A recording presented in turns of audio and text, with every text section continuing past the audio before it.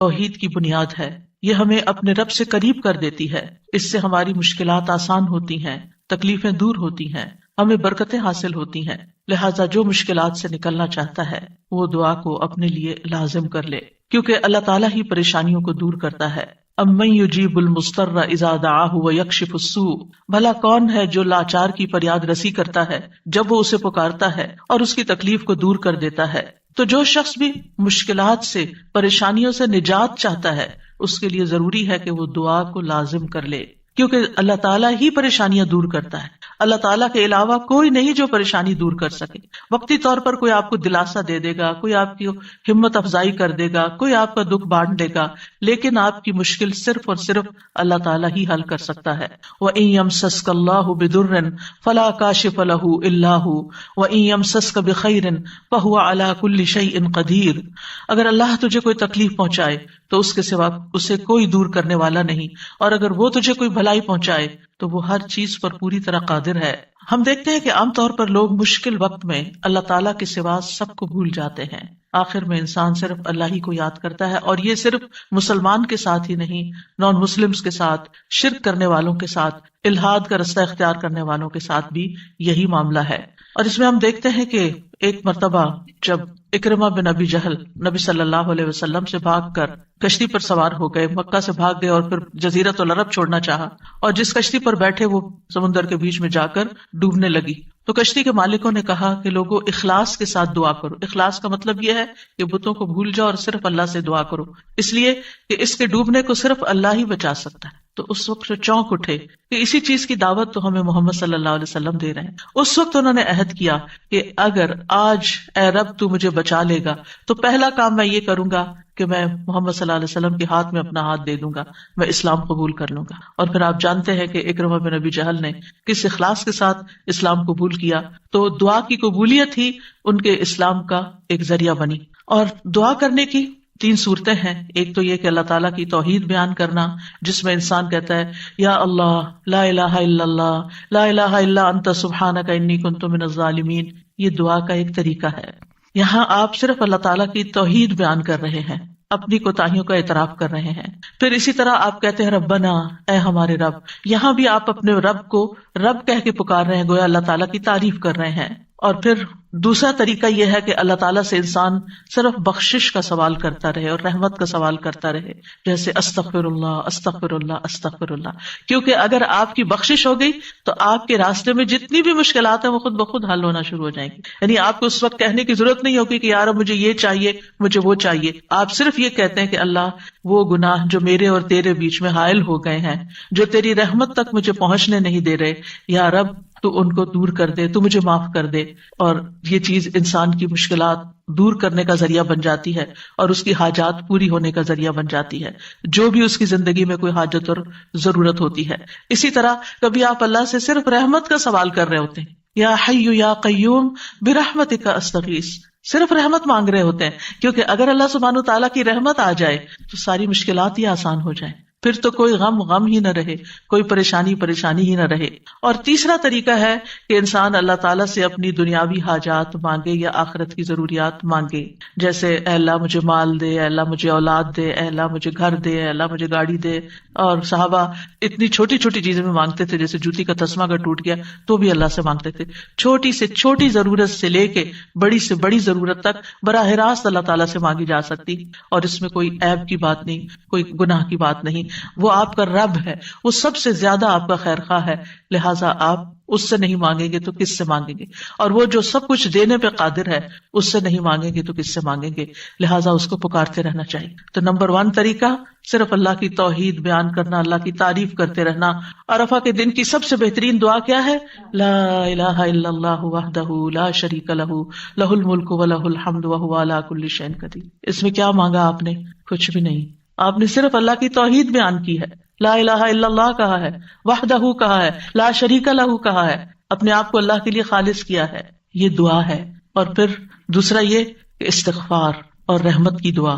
اور تیسرا کوئی بھی ضرورت جو ہو کسی بھی زبان میں، کسی بھی چیز کی، روحانی، جذباتی، مادی، دنیا کی، آخرت کی، کوئی بھی چیز وہ مانگتے چلے جائیں. ہم دیکھتے ہیں کہ انبیاء علیہم السلام اپنی حاجات اللہ تعالیٰ کے سامنے رکھتے تھے.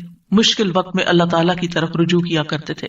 کانوا اذا فزعوا الى الصلاۃ، یہ حدیث ہے مسند احمد کی کہ انبیاء پر جب بھی کوئی پریشانی آتی تو وہ نماز کی طرف متوجہ ہو جاتے تھے، نماز پڑھنے لگتے تھے. اور کل ہم نے پڑھا تھا کہ دعا کی دو بڑی قسمیں ہیں، دعائے عبادت اور دعائے مسئلہ. کہ عبادت بھی بذات خود دعا ہے، دعائے حال ہے، یعنی ہم ایسی حالت میں ہیں، ایسی عبادت میں ہیں کہ جو اللہ کی رحمت کو ہماری طرف متوجہ کر رہی ہے. انسان سب سے زیادہ اللہ کے قریب کہاں ہوتا ہے؟ سجدے کی حالت میں، اقرب الیہ. لہٰذا خوب خوب وہاں دعا کرنی چاہیے. تو نماز بذات خود پریئر ہے، اس کو کہتے بھی پریئر ہے. جو صلاۃ کا معنی بھی دعا ہے، تو وہ تو دعا کا مجموعہ ہے. اسی لیے وَاسْتَعِینُوا بِالصَّبْرِ وَالصَّلَاةِ، جب انسان پر کوئی مشکل آئے تو فوراً نماز کی طرف جائے اور نماز پڑھ کر اللہ تعالیٰ سے دعا بھی کرے. اور بذات خود اگر نوافل پہ نوافل بھی پڑھ رہا ہے یا طویل قیام کر رہا ہے، طویل سجدہ کر رہا ہے، تو یہ بھی ایک طرح سے دعا یا عبادت ہی کی حالت میں ہے. انبیاء علیہ السلام کی دعائیں کیوں قبول ہوئی؟ ہم ایک کے بعد ایک پیغمبر کے بارے میں قرآن مجید میں پڑھتے ہیں اور ہر پیغمبر کی دعا کے بارے میں پڑھتے ہیں کہ وہ قبول ہو گئی. کیوں؟ انہم کانوا یسارعون فی الخیرات ویدعوننا رغبا ورہبا. دو کام تھے ان کے. ایک تو یہ کہ وہ نیکی کے کاموں میں بہت جلدی کرتے تھے، یسارعون فی الخیرات. تو دعاؤں کی قبولیت کے لیے کیا ہے؟ نیکیوں میں جلدی کریں، نیکیوں میں دوڑ لگائیں، نیکیوں میں آگے بڑھیں. ویدعوننا رغبا ورہبا، اور وہ ہمیں پکارتے تھے رغبت کے ساتھ بھی اور رہبت کے ساتھ بھی، امید کے ساتھ بھی اور خوف کے ساتھ بھی. تو انسان کو اپنے رب کو امید اور خوف دونوں طریقوں سے پکارنا چاہیے. تو ہم دیکھتے ہیں کہ آدم علیہ السلام پر جب پریشانی آئی، شیطان کے کہنے میں وہ آ گئے اور پھر انہوں نے دعا کی، ربنا ظلمنا انفسنا وان لم تغفر لنا وترحمنا لنکونن من الخاسرین، کہ اے ہمارے رب، ہم نے اپنی جانوں پر ظلم کیا، اگر تو نے ہمیں نہ بخشا، ہم پر رحم نہ کیا، تو ضرور ہم خسارہ پانے والوں میں سے ہو جائیں گے. تو کیا ہوا؟ اللہ تعالیٰ نے دعا قبول کی. فتلقى آدم من ربه کلمات فتاب علیہ انہ هو التواب الرحیم. اللہ سبحانہ وتعالیٰ نے آدم علیہ السلام کی توبہ قبول کر لی. نوح علیہ السلام کی قوم نے ان کے ساتھ بہت برا سلوک کیا. کذبت قبلہم قوم نوح فکذبوا عبدنا وقالوا مجنون وازدجر فدعا ربہ انی مغلوب فانتصر. ان سے پہلے قوم نوح نے بھی جھٹلایا تھا، بس انہوں نے ہمارے بندے کو جھٹلا دیا اور کہنے لگے یہ مجنون ہے، اور وہ بری طرح جھڑک دیا گیا. یعنی قوم کے اوباش قسم کے لوگ ان کو ساتھ ڈانٹ ڈپٹ بھی کرتے تھے. اور بعض روایات میں آتا ہے کہ انہوں نے ان کو اتنا مارا کہ بے ہوش کر دیا. تو انہوں نے اپنے رب کو پکارا، انی مغلوب، رب میں مغلوب ہو گیا ہوں، میرا ان پہ کوئی بس نہیں چلتا، میں ان کے ساتھ ہر طریقہ آزما چکا ہوں، یہ نہیں مانتے، بس تو میری مدد کر. کیا ہوا؟ اللہ تعالیٰ فرماتے وَنُوحًا إِذْ نَادَى مِن قَبْلُ فَاسْتَجَبْنَا لَهُ فَنَجَّيْنَاهُ وَأَهْلَهُ مِنَ الْكَرْبِ الْعَظِيمِ. اور نوح کو بھی جب اس نے اس سے پہلے پکارا تو ہم نے اس کی دعا قبول کر لی، پھر اسے اور اس کے گھر والوں کو بہت بڑی گھبراہٹ سے بچا لیا. وَلَقَدْ نَادَانَا نُوحٌ فَلَنِعْمَ الْمُجِيبُونَ. اور بلا شبہ یقیناً نوح نے ہمیں پکارا تو یقیناً ہم بہت اچھے قبول کرنے والے ہیں. اللہ تعالیٰ نے ان کی دعا قبول کر لی اور پوری قوم کو ڈبو دیا سوائے ایمان والوں کے، اور اپنے بندے کا بدلہ لے لیا. یونس علیہ السلام کی مثال ہمارے سامنے ہے کہ جب اپنی قوم سے ناراض ہو کر، غضبناک ہو کر چلے گئے تھے، چلتے چلتے سمندر تک، سمندر سے کشتی میں، کشتی سے مچھلی کے پیٹ میں، اور مچھلی چلی گئی سمندر کی تہہ میں، اندھیروں پر اندھیرے. فنادى في الظلمات الا اله الا انت سبحانك انی كنت من الظالمین. تو اس نے اندھیروں میں پکارا، تیرے سوا کوئی معبود نہیں، تو پاک ہے، یقیناً میں ظلم کرنے والوں میں سے ہوں. تو ہم نے اس کی دعا قبول کر لی اور اسے غم سے نجات دے دی.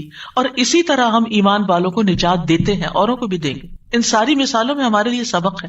ہمارے حالات کتنے بھی تنگ ہوں، ہم کتنی بھی پریشانی میں ہوں، لیکن پیغمبروں سے زیادہ پریشانی ہم پر نہیں آئی. بعض جگہوں پر آتا ہے کہ آدم علیہ السلام 300 سال تک یہ دعا کرتے رہے، روتے رہے کہ مجھ سے غلطی ہوئی ہے. بالآخر رب نے ان کو کلمات سکھائے اور پھر دعا انہوں نے مانگی اور ان کی نجات ہوئی. بعض اوقات آزمائشیں لمبی ہو جاتی ہیں، لیکن ہمیشہ یقین رکھیے کہ رب سنتا ہے، وہ ضرور سنے گا، وہ کبھی بھی مجھے محروم نہیں کرے گا. لم اکم بدعائک رب شقیا، تجھ سے مانگ کر اے رب میں کبھی بھی نامراد نہیں ہوا، تو ضرور سننے والا ہے. پھر ایوب علیہ السلام 18 سال تک ایک بیماری میں مبتلا رہے ہیں. وَأَيُّوبَ إِذْ نَادَىٰ رَبَّهُ أَنِّي مَسَّنِيَ الضُّرُّ وَأَنْتَ أَرْحَمُ الرَّاحِمِينَ فَاسْتَجَبْنَا لَهُ فَكَشَفْنَا مَا بِهِ مِنْ ضُرٍّ وَآتَيْنَاهُ أَهْلَهُ وَمِثْلَهُم مَّعَهُمْ رَحْمَةً مِّنْ عِندِنَا وَذِكْرَىٰ لِلْعَابِدِينَ. اور ایوب جب اس نے اپنے رب کو پکارا کہ بے شک مجھے تکلیف پہنچی ہے اور تو رحم کرنے والوں میں سب سے زیادہ رحم کرنے والا ہے، تو ہم نے اس کی دعا قبول کر لی، بس اسے جو تکلیف تھی دور کر دی اور اس کے گھر والے اور ان کے ساتھ اتنے ہی اور عطا کر دیے اپنے پاس سے رحمت کے طور پر. ان لوگوں کے لیے یاد دہانی ہے یہ جو عبادت کرنے والے ہیں. یعنی بعض اوقات انسان سوچتا ہے میں عبادت بھی کرتا ہوں، میں اللہ تعالیٰ کی حرام کردہ چیزوں سے بھی بچتا ہوں، لیکن میں دعا کرتا رہتا ہوں مگر میری دعا نہیں سنی جاتی، معلوم نہیں کیوں. اب دیکھیے کس طرح یعقوب علیہ السلام سال ہا سال تک، بعض روایات میں 40 سال اور بعض میں اس سے بھی زیادہ وقت کے لیے وہ بیٹے سے جدا ہوئے تھے اور مسلسل دعا کرتے رہے، مایوس نہیں ہوئے. اللہ تعالیٰ نے بالآخر ان کی دعا سن لی. چھوڑنا نہیں، پیچھے نہیں ہٹنا. ایوب علیہ السلام نے کہا تھا انی مسنی الضر وانت ارحم الراحمین، اللہ مجھے تکلیف پہنچی ہے اور تو سب سے بڑا رحم کرنے والا ہے، تو سب مہربانوں میں سے بڑھ کر مہربان ہے، تو مہربانی نہیں کرے گا تو اور کون کرے گا. تو یہاں انہوں نے اللہ تعالیٰ کی رحمت کی فریاد کی. پھر ابراہیم علیہ السلام مشکل ترین حالات میں اللہ تعالیٰ پر توکل کرتے ہیں. ابن عباس کہتے ہیں کہ یہ کلمہ حسبنا اللہ ونعم الوکیل ابراہیم علیہ السلام نے اس وقت کہا تھا جب انہیں آگ میں ڈالا گیا تھا، اور ان کے اس کلمے کی وجہ سے ان پر آگ ٹھنڈی ہو گئی، کیونکہ انہوں نے کہا تھا حسبنا اللہ ونعم الوکیل، حسبنا اللہ، اللہ ہمیں کافی ہے. یہ بھی پکارنے کا ایک انداز ہے، اللہ کی رحمت کو طلب کرنے کا ایک انداز ہے. اور ان کے اس کہنے پر اللہ سبحانہ وتعالیٰ نے کیا فرمایا، قلنا یا نار کونی بردم وسلاما علی ابراہیم، اے آگ تو ابراہیم پر سراسر ٹھنڈک اور سلامتی والی بن جا. ابراہیم علیہ السلام نے نیک اولاد کی دعا کی، رب ہب لی من الصالحین فبشرناہ بغلام حلیم، اے میرے رب مجھے لڑکا عطا کر جو نیکوں میں سے ہو، تو ہم نے اسے ایک بردبار لڑکے کی خوشخبری دی. بغلام حلیم، ایسا نہیں ہوا کہ ابراہیم علیہ السلام نے ادھر دعا کی اور ادھر ان کو اسحاق اور اسماعیل علیہ السلام مل گئے. انتہائی بڑھاپے کی حالت میں جا کر بہت سالوں کے بعد دعا قبول ہوئی، لیکن قبول ہوئی. ہمارے لیے اس میں سبق یہ ہے کہ مانگتے رہیں چاہے سال ہا سال گزر جائیں. اور پھر وہ کہتے ہیں الحمدللہ الذی وہب لی علی الکبر اسماعیل و اسحاق ان ربی لسمیع الدعاء، سب تعریف اس اللہ کی ہے جس نے مجھے بڑھاپے کے باوجود اسماعیل اور اسحاق عطا کیے، بے شک میرا رب تو بہت دعا سننے والا ہے. اللہ سبحانہ تعالیٰ نے انہیں ہدایت یافتہ اولاد عطا کی تھی، یہ ان کے صبر کا نتیجہ تھا. ان کی زندگی تو مشکل میں گزری، لیکن اس کا بدلہ اللہ نے ان کو کیا دیا کہ ایسی اولاد دی جو ہمیشہ کے لیے ان کے لیے ناموری کا سبب بنی. وَوَهَبْنَا لَهُ إِسْحَاقَ وَيَعْقُوبَ، صرف بیٹا نہیں بیٹے کے بعد پوتے کی بھی خوشخبری دی. كُلًّا هَدَيْنَا، ہر ایک کو ہم نے ہدایت دی. وَنُوحًا هَدَيْنَا مِن قَبْلُ، نوح علیہ السلام کو اس سے پہلے ہم نے گائیڈ کیا. وَمِن ذُرِّيَّتِهِ داود وسلیمان وأیوب ویوسف وموسیٰ وہارون وَكَذَلِكَ نَجْزِي الْمُحْسِنِينَ، اور اس کی اولاد میں سے داؤد اور سلیمان اور ایوب اور یوسف اور موسیٰ اور ہارون، اور اسی طرح ہم نیکی کرنے والوں کو جزا دیتے ہیں. یعقوب علیہ السلام کا حال آپ کے سامنے ہے. انہوں نے اپنے غم اور دکھ کی فریاد لوگوں کے سامنے نہیں کی، لوگوں کو جا کر اپنے دل کا حال نہیں بتایا. کیا کہا، انما اشکو بثی وحزنی الی اللہ واعلم من اللہ ما لا تعلمون. یعقوب علیہ السلام نے کہا بے شک میں اپنی بے قراری اور غم کی شکایت صرف اللہ سے کرتا ہوں، اللہ ہی میرے دل کا حال جانتا ہے کہ یہاں کیسی کیسی بے قراری ہے بچے کی جدائی میں، اور میں اللہ کی طرف سے وہ باتیں جانتا ہوں جو تم نہیں جانتے. بہت کچھ جاننے کے باوجود انہیں یہ نہیں پتا تھا کہ بیٹا مصر میں ہے، اللہ نے نہیں بتایا. وہ کہہ سکتے تھے نا اللہ تعالیٰ مجھے بتا دیں وہ کہاں ہے، آپ تو جانتے ہیں آپ مجھے بھی بتا دیں، لیکن اللہ سبحانہ تعالیٰ نے اس کا بھی ایک وقت رکھا تھا. اگر پیغمبروں کے لیے قبولیت کا ایک وقت ہے تو ہمارے لیے بھی دعاؤں کی قبولیت کا ایک وقت ہوتا ہے. قبولیت کا مطلب یہ نہیں ہوتا کہ بس منہ سے نکلتے ہی بات آپ کی فرمائش پوری ہو جائے. اور پھر آپ دیکھیے کہ کس طرح اللہ تعالیٰ نے ان کی دعا قبول کر لی. اور پھر ہم دیکھتے ہیں کہ یوسف علیہ السلام کی مثال، انہوں نے تو اپنے لیے ایک انوکھی ہی دعا مانگی. قال رب السجن احب الی، قید خانے میں جانے کی دعا کی تاکہ ان عورتوں کا قید اور مکر جو ہے وہ ان سے دور ہو جائے. فاستجاب له ربه فصرف عنه کیدہن، رب نے اس کی دعا قبول کر لی اور ان عورتوں کا مکر فریب حضرت یوسف سے ہٹا دیا. انہ هو السمیع العلیم، بے شک وہ خوب سننے والا خوب جاننے والا ہے. پھر موسیٰ علیہ السلام کی دعا، اس طرح وہ مدین پہنچتے ہیں تھکے ہارے، کئی دن کے پیدل سفر کے بعد جا کر ابھی بیٹھتے ہیں تو فوراً دیکھتے ہیں کہ کچھ لڑکیاں اپنا ریوڑ لے کے کھڑی ہیں، پانی نہیں پلا پا رہی، خود تھکے ہوئے ہیں، خود بھوکے بھی ہیں، پیاسے بھی ہیں، زخمی بھی ہیں، کچھ فیوچر کا نہیں پتا، لیکن کیا کرتے ہیں؟ سب سے پہلے اپنے رب کو پکارتے ہیں، ربی انی لما انزلت الی من خیر فقیر، اور صرف دعا مانگ کے وہیں درخت کے نیچے بیٹھ نہیں جاتے، بلکہ اٹھ کے ان بچیوں کے پاس جاتے ہیں کہ تمہارا کیا معاملہ ہے، اور ان کے سارے ریوڑ کو پانی پلاتے ہیں۔ اور آپ سوچئے کہ ایک شخص جو خود اتنا تھکا وہ اپنے آپ کو وہاں رکھ کے دیکھیے، اگر ہم اتنا لمبا سفر کر کے آئیں اور ہم سے کوئی پانی مانگ بیٹھے، خود تو آفر کرنا دور کی بات، کوئی اور مانگ بیٹھے تو شاید ہم جھڑک ہی دے کہ میں نے بھی تو اتنا ہی سفر کیا نہیں جتنا تم نے کیا۔ یہیں سے تو ہماری لڑائیاں فساد شروع ہوتے ہیں گھروں میں۔ لیکن نیکی کرنے والے انہم کانوا یسارعون فی الخیرات، نیکی کے کاموں میں بہت جلدی کرتے تھے، سستی نہیں کرتے تھے، ضرورت مند کو دیکھا، پہچان لیا، اٹھے، نیکی کی، اور ابھی واپس آ کے بیٹھے ہی تھے کہ اللہ سبحانہ تعالیٰ کی طرف سے ہر چیز کی بشارت آ گئی، اور وہ بچی واپس آئی اور پھر گھر لے کر گئی، کھانے پینے کا بھی انتظام ہو گیا، شادی کا بھی انتظام ہو گیا، ٹھکانے کا بھی انتظام ہو گیا، اور اچھی صالح نیک کمپنی کا بھی۔ جب آپ کسی اجنبی ملک میں جاتے ہیں تو آپ کو نہیں پتا ہوتا کہ آپ کو کیسے دوست ملیں گے، آپ کے نیبرز کون سے ہوں گے، آپ کا تعلق کن لوگوں سے ہوگا، لیکن یہ اللہ کی کتنی بڑی رحمت تھی کہ اللہ تعالیٰ نے انہیں ایک نیک صالح انسان کے ساتھ جوڑ دیا کہ اس کی بیٹی کی شادی حضرت موسیٰ علیہ السلام سے ہو گئی اور ان کے درمیان ایک رشتہ قائم ہو گیا۔ یہ بھی سراسر اللہ کی رحمت تھی۔ اللہ تعالیٰ نے ان کی دعا قبول کی۔ موسیٰ علیہ السلام نے ہر مشکل مرحلے میں اللہ تعالیٰ کو ہی پکارا۔ فرعون کے دربار میں جانے لگتے ہیں تو کیا پڑھتے ہیں؟ رب اشرح لی صدری ویسر لی امری واحلل عقدۃ من لسانی یفقہوا قولی واجعل لی وزیرا من اہلی ہارون اخی۔ رب اشرح لی کے علاوہ کہ جو کام کرنے جا رہا ہوں یا اللہ اس کے لیے میرا دل کھول دے، میرا کام آسان کر دے، میری زبان کی گرہ کھول دے، یعنی میرے بولنے میں سلاست ہو جائے، اور اس طرح کی کمیونیکیشن ہو کہ لوگ میری بات سمجھ جائیں، ان کو میری بات سمجھ آ جائے تاکہ وہ مقصد پورا ہو جائے، اور میرے گھر والوں میں سے ایک میرا مددگار بنا دے۔ اللہ تعالیٰ نے ہارون علیہ السلام کو نبی بنا کر ان کا مددگار بنا دیا۔ زکریا علیہ السلام کی مثال، مایوس نہیں ہے، سال ہر سال تک اولاد کی دعا کرتے، انتہائی بڑھاپے میں بھی۔ وَزَكَرِيَّا إِذْ نَادَىٰ رَبَّهُ رَبِّ لَا تَذَرْنِي فَرْدًا وَأَنْتَ خَيْرُ الْوَارِثِينَ، اور زکریا کو جب اس نے اپنے رب کو پکارا، اے میرے رب مجھے اکیلا نہ چھوڑ اور تو سب وارثوں سے بہتر ہے، تو ہم نے اس کی دعا قبول کر لی۔ فَاسْتَجَبْنَا لَهُ وَوَهَبْنَا لَهُ يَحْيَىٰ، اور ہم نے اس کو یحییٰ عطا کیا، وَأَصْلَحْنَا لَهُ زَوْجَهُ، اور اس کی بیوی کو اس کے لیے درست کر دیا۔ یعنی بعض اوقات ہم سوچتے ہیں کہ انفرٹیلٹی کا پرابلم ہے، بچہ ہو ہی نہیں سکتا، اللہ تعالیٰ سب کچھ کر سکتا ہے، اللہ تعالیٰ وہ بھی ٹھیک کر سکتا ہے، کیونکہ ان اللہ علی کل شیء قدیر، اللہ تعالیٰ ہر چیز پر قدرت رکھتا ہے۔ اس لیے مایوسی کس بات کی؟ اللہ کے بندے کبھی بھی مایوس نہیں ہوتے، ہاں مانگنے سے کبھی نہیں تھکتے، مانگتے رہتے ہیں کہ اللہ تعالیٰ سبب کے ساتھ بھی دیتا ہے اور بغیر سبب کے بھی دیتا ہے، اس کے لیے کیا مشکل ہے۔ پھر نبی صلی اللہ علیہ وسلم کس طرح دعا کرتے ہیں؟ استستغیثون ربکم فاستجاب لکم انی ممدکم بألف من الملائکۃ مردفین، جب تم اپنے رب سے مدد مانگ رہے تھے تو اس نے تمہاری دعا قبول کر لی کہ بے شک میں 1000 فرشتوں کے ساتھ تمہاری مدد کرنے والا ہوں جو ایک دوسرے کے پیچھے آنے والے ہیں۔ کس طرح نبی صلی اللہ علیہ وسلم بدر کے میدان میں فریادیں کر رہے تھے، اپنے رب کو پکار رہے تھے، دیر اینڈ دین خوشخبری آ گئی کہ فرشتوں سے مدد کی جائے گی۔ انبیاء علیہ السلام کے علاوہ ہم دیکھتے ہیں کہ دیگر افراد بھی جنہوں نے اللہ تعالیٰ سے دعا کی، اللہ سبحانہ تعالیٰ نے ان کی دعا سن لی۔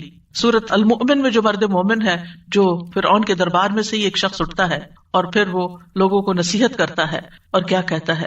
فَسَتَذْكُرُونَ مَا أَقُولُ لَكُمْ وَأُفَوِّضُ أَمْرِي إِلَى اللَّهِ إِنَّ اللَّهَ بَصِيرٌ بِالْعِبَادِ۔ فرعون کے دربار میں ایک شخص کا اٹھ کر لوگوں کو سمجھانا، فرعون کو سمجھانا، خوب خوب نصیحتیں کرنا، کھلم کھلا موسیٰ علیہ السلام پر ایمان لانا، یہ بہت بڑی بغاوت تھی اور بہت بڑا نقصان ہو سکتا تھا، لیکن اس مرد مومن نے کیا کہا؟ افوض امری الی اللہ، میں اپنا معاملہ اللہ کے سپرد کرتا ہوں۔ کیا ہوا پھر؟ فوقاہ اللہ سیئات ما مکروا وحاق بآل فرعون سوء العذاب، اللہ نے اسے ان کی بری چالوں سے بچا لیا، جو انہوں نے تدبیریں کی تھی ان سے نجات دی، اور آل فرعون کو برے عذاب نے گھیر لیا۔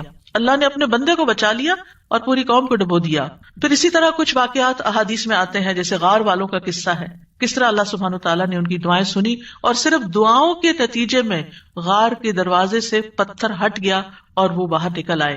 پھر اسی طرح ایک اور بچے کا واقعہ ملتا ہے جسے بادشاہ نے جادوگر کے پاس جادو سیکھنے کے لیے بھیجا، تو اس نے جادو سیکھنے کی بجائے الٹا اللہ تعالیٰ کی پہچان کا علم کسی سے حاصل کر لیا راستے میں. جب بادشاہ کو پتا چلا تو وہ بہت ناراض ہوا اور غصے میں آ کر اس نے کہا کہ اس بچے کو فلاں پہاڑ پہ لے جاؤ اور اسے پہاڑ کی چوٹی سے گرا دو تاکہ یہ ہلاک ہو جائے, اور اگر یہ اپنے دین سے پھر جائے تو اسے چھوڑ دینا, انکار کرے تو نیچے پھینک دینا.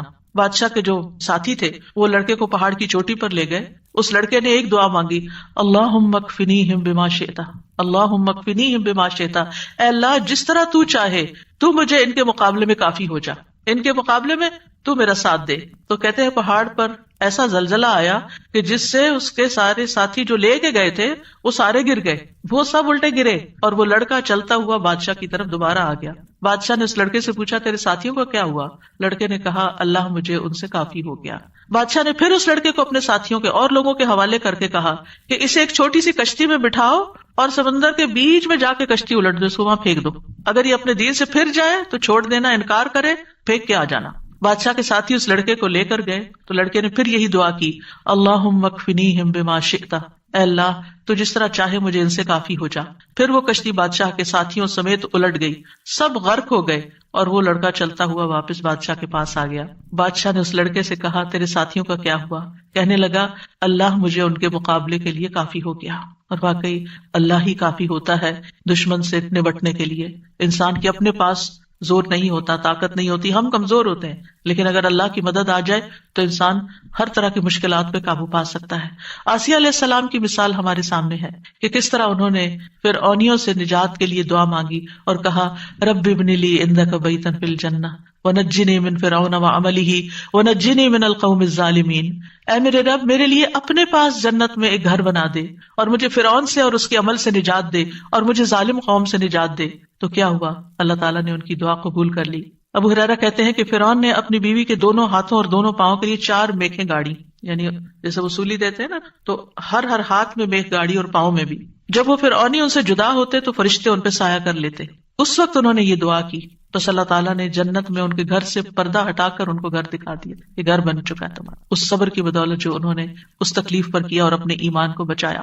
سارہ علیہ السلام نے کس طرح اس ظالم بادشاہ کے مقابلے میں مدد طلب کی. آپ جانتے ہیں کہ ابراہیم علیہ السلام نے حضرت سارہ کے ساتھ ہجرت کی تھی اور انہیں لے کر ایک شہر میں پہنچے. جو اس کا بادشاہ تھا وہ بہت ظالم تھا, اور جب اسے پتا چلتا کہ کوئی مسافر ایسا ہے جس کے ساتھ بہت خوبصورت عورت ہے تو وہ اس سے زبردستی چھین لیتا تھا. اسے پتا چلا کہ ابراہیم علیہ السلام اپنے ساتھ ایک ایسی عورت کو لائے ہیں جو عورتوں میں سب سے زیادہ خوبصورت ہے. تو انہوں نے ابراہیم علیہ السلام کو پیغام بھیجا کہ یہ تمہارے ساتھ کون ہے؟ تو انہوں نے کہا کہ یہ میری بہن ہے. پھر سارہ کے پاس گئے تو انہوں نے کہا میری بات کو جھٹلانا نہیں, کیونکہ میں نے ان کو بتایا کہ تم میری بہن ہو. اللہ کی قسم اس سرزمین میں میرے اور تمہارے علاوہ دوسرا کوئی مومن نہیں, یعنی ہم ایمان میں بہن بھائی ہیں. تو انہوں نے پھر سارہ کو ظالم کے پاس بھیج دیا. بادشاہ سارہ کی طرف بڑھنے لگا تو یعنی حضرت سارہ نے اٹھ کر وضو کیا, نماز پڑھنے لگی اور یہ دعا کی, اللہم ان کنت آمنت بک وبرسولک واحسنت فرجی الا علی زوجی فلا تسلط علی الکافر. اے اللہ اگر میں تجھ پر اور تیرے رسول پر ایمان لائی ہوں اور میں نے اپنی شرمگاہ کو اپنے شوہر کے سوا محفوظ رکھا ہے تو اس کافر کو میرے اوپر مسلط نہ ہونے دے. اس پر بادشاہ کا سانس گلے میں پھنس گیا اور گر کر ایڑیاں رگڑنے لگا اور حضرت سارہ کو نجات مل گئی. نہ صرف ایک نجات ملی بلکہ ان کے ساتھ توفتاً حضرت ہاجر کو بھی ساتھ دیا گیا. خولہ بنت ثعلبہ کی مثال قرآن میں آپ کے سامنے ہے کہ کس طرح ان کے شوہر نے ان سے زہار کیا تو وہ پریشان ہو گئی اور نبی صلی اللہ علیہ وسلم کے پاس آئیں اور تکرار کرنے لگی کہ میرے مسئلے کا کوئی حل بتایا جائے. تو اس پر اللہ سبحانہ وتعالیٰ نے کیا آیات نازل کی, قد سمع اللہ قول التی تجادلک فی زوجہا وتشتکی الی اللہ واللہ یسمع تحاورکما. اللہ نے سن لی اس عورت کی بات جو تم سے اپنے شوہر کی شکایت کر رہی تھی اور اپنے خاوند کے بارے میں جھگڑ رہی تھی اور اللہ کی طرف شکایت کر رہی تھی, اور اللہ تم دونوں کی بات سن رہا تھا. اللہ سبحانہ وتعالیٰ نے اس عورت کی بات سن لی کا مطلب کیا ہے؟ دعا قبول کر لی, مسئلے کا حل مل گیا. اسی طرح سلف صالحین جو ہیں وہ بھی اللہ کو پکارتے ہیں. امت کے جو نیک لوگ ہیں ان میں سب سے پہلے صحابہ کرام ہیں. وہ سب سے بڑھ کر اللہ تعالیٰ کو جاننے والے تھے, اللہ تعالیٰ کی معرفت رکھتے تھے, وہ اللہ کے رسول کو جاننے والے تھے, وہ دین میں سب سے زیادہ بصیرت رکھتے تھے اور سب سے زیادہ دعا کرنے کے ادب آداب سے واقف تھے کہ کیسے دعا کی جاتی ہے. ہم دیکھتے ہیں کہ عمر بن خطاب رضی اللہ عنہ دعا کے ذریعے اپنے دشمن کے خلاف فتح طلب کرتے تھے، اور یہ دعا ان کے لشکروں میں سے عظیم لشکر تھا. کہتے ہیں نا کہ اللہ تعالیٰ کے لشکر ہیں، جیسے سکینت بھی اللہ کے لشکروں میں سے ایک لشکر ہے، تو وہ دعا کو بھی اللہ کا ایک لشکر سمجھتے تھے. وہ اپنے ساتھیوں سے کہا کرتے تھے، تم کثرت تعداد کی بنیاد پر فتح نہیں دیے جاتے، بلکہ تمہاری مدد آسمان سے کی جاتی ہے. اللہ تمہاری مدد کرتا ہے، یعنی تمہاری دعائیں سنتا ہے. اسی طرح عبداللہ بن زبیر کے بارے میں آتا ہے، وہ کہتے ہیں کہ جمل کی جنگ کے موقع پر جب زبیر رضی اللہ عنہ کھڑے ہوئے تو مجھے بلایا. میں ان کے پہلو میں جا کر کھڑا ہو گیا. بیٹے ہیں ان کے. انہوں نے کہا، بیٹا آج کی لڑائی میں ظالم مارا جائے گا یا مظلوم؟ میں سمجھتا ہوں کہ آج میں مظلوم قتل کیا جاؤں گا، اور مجھے سب سے بڑی فکر اپنے قرضوں کی ہے.